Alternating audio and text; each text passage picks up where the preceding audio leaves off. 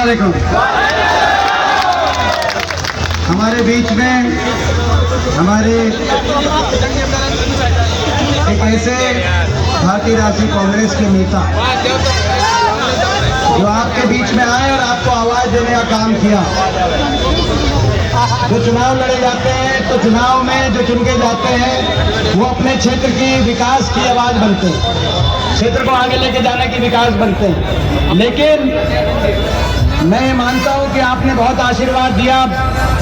जबरदस्त चुनाव था, हार जीत होती, जबरदस्त चुनाव था। देश में किसी को उम्मीद नहीं थी। गुड़गांव लोकसभा चुनाव इतना नजदीकी चुनाव है, देश में किसी को उम्मीद नहीं थी। आपने चौंका दिया पूरे देश को।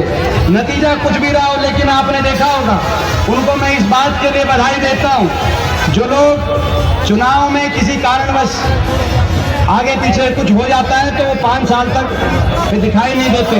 लेकिन उस नतीजे आने के बाद लगातार आपकी आवाज बनकर जो केवल हरियाणा ही नहीं पूरे देश में गूंज रहे हैं मेरे भाई राज बब्बर जी, उनको मैं बहुत बहुत इस बात के लिए बधाई देता हूं। और राज बब्बर जी की आवाज में ताकत है। जब ये बोलते हैं तो बड़े बड़े हिल जाते हैं। गलत तो नहीं मैं कह रहा? आप देखो राज बब्बर जी की आवाज में इतनी ताकत है, बोलते हैं बड़े बड़े हिल जाते हैं। गुड़गांव जाके आवाज उठाई कि गुड़गांव में सफाई का क्या व्यवस्था है, गुड़गांव कचरा सिटी कैसे बन गई। तो आज पूरी हरियाणा की सरकार झुकी हुई है गुड़गांव में, जो 10 साल से लापरवाह सरकार। तो आज ये आपकी आवाज में ताकत है और वो ताकत देने का काम आप सबने किया है। तो मैं आप सबको भी बहुत बहुत इसके लिए बधाई देता हूँ।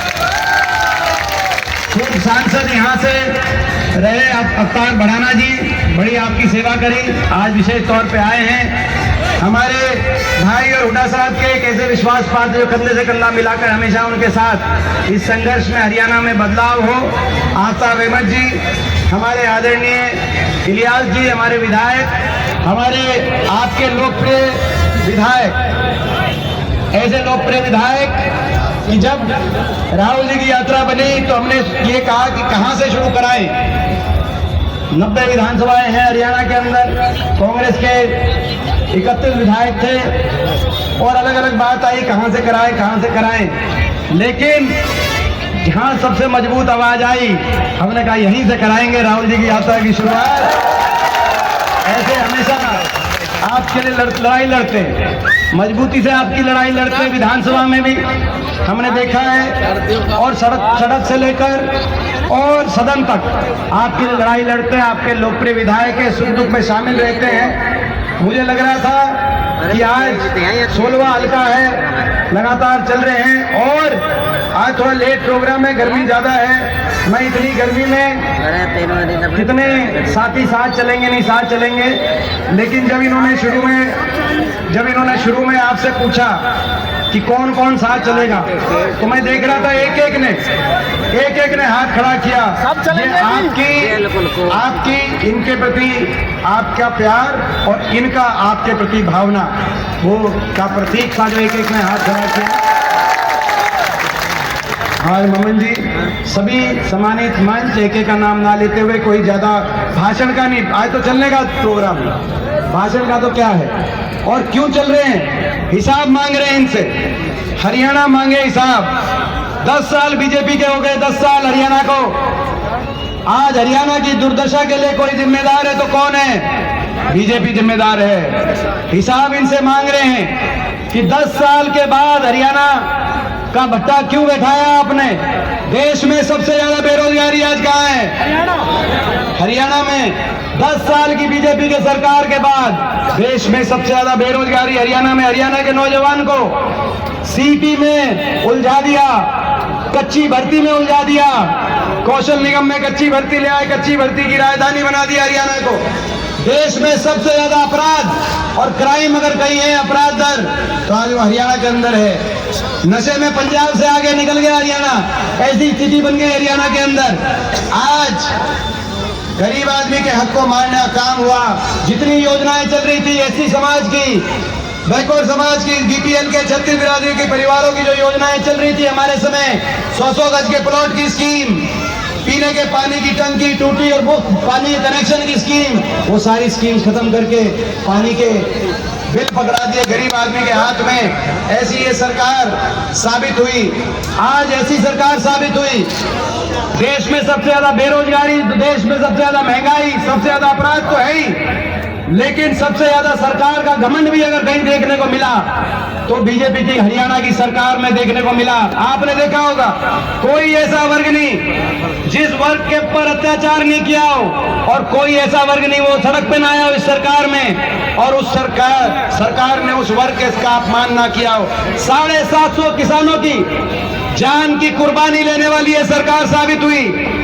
आपने देखा होगा इस लोकसभा में ये जो सेशन चल रहा है, परसों मैंने आवाज उठाई कि इन 750 किसानों की जान जिनकी कुर्बानी आपकी सरकार ने ली है, उनके परिवारों में कुछ ना कुछ रोजगार दें, कुछ सहायता करें। तो आपने देखा होगा शिवराज सिंह चौहान फिर केंद्रीय कृषि मंत्री उठ के खड़े हुए और मजाक उड़ाने लगे उन 750 किसानों का, और पूरा सारे बीजेपी के सांसद, लोकसभा देखी थी कि नहीं देखी थी? बिल्कुल देखा। लोकसभा सारे भाजपा के सांसद उनका मजाक उड़ा रहे थे। 750 किसानों की आप कुर्बानी का मजाक उड़ा रहे हैं। आपको याद होगा ये वही सरकार है जिसमें छोटे छोटे बच्चों को स्कूल के आगे धरने देने पड़े। 500 स्कूलों के आगे धरने हुए, बच्चों से लेकर और हमारी बेटियों तक जिनको जंतर मंतर पे धरना देना पड़ा। न्याय मांग रही थी हमारी बेटियां, ओलंपिक में मेडल लेके जो बेटियां आती हैं वो न्याय मांग रही थी, उनको अपने न्याय के लिए धरना देना पड़ा। और जब धरना देना पड़ा जंतर मंतर पे उनको घसीटा गया, और जब हमने ये आवाज उठाई तो हमें भी निशाने पे लिया गया।